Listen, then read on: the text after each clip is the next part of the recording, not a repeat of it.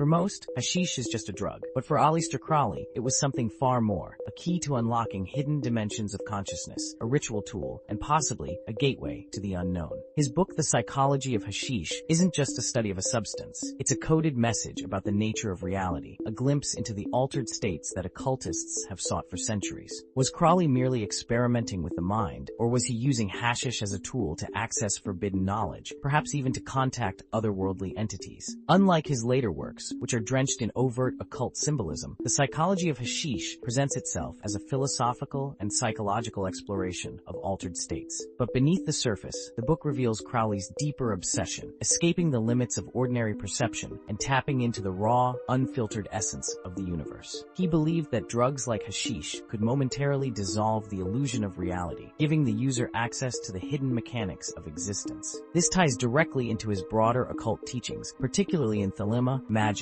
and the pursuit of gnosis. If reality is a veil, then hashish, according to Crowley, might just be a temporary tear in that veil. Crowley also drew explicit parallels between hashish and mystical experiences described in various religious and esoteric traditions. He argued that what shamans, yogis, and occultists achieved through ritual and meditation, hashish could momentarily induce. But this raises an unsettling question. Was Crowley simply studying the mind, or was he using hashish as a shortcut to states of awareness that others had to spend lifetimes reaching? And if that's the case, was this knowledge meant to be accessed so easily? What were the consequences? In traditional occult practice, rituals, initiations, and deep meditative work are required to prepare the mind and spirit for contact with the unknown. Some believe that Crowley's approach, using substances to force open those doors, may have had unintended effects. If hashish and other mind-altering substances granted temporary access to higher realms, who or what was waiting on the other side? This leads us to an even darker possibility. Some esoteric researchers speculate that Crowley wasn't just interested in personal enlightenment, but in establishing communication with otherworldly intelligences. He was known for his Enochian workings, his invocation of the entity Lam, and his attempts to pierce through the barriers of existence itself. Could the psychology of hashish have been an early experiment in these endeavors, a way to test the effects of expanded consciousness before diving fully into his later, more dangerous occult practices? And then there's the question of symbolism hidden within the text itself. Crowley was a master of layered meaning, embedding esoteric wisdom within seemingly ordinary writings. While the psychology of hashish may not seem as overtly mystical as the Book of the Law, its use of poetic, evocative language suggests that it operates on multiple levels. Some passages read like coded instructions for those who know how to decipher them. Was Crowley subtly revealing how to use substances like hashish as tools for ritual magic, for self-initiation, or even for contact with the beings beyond the veil of reality?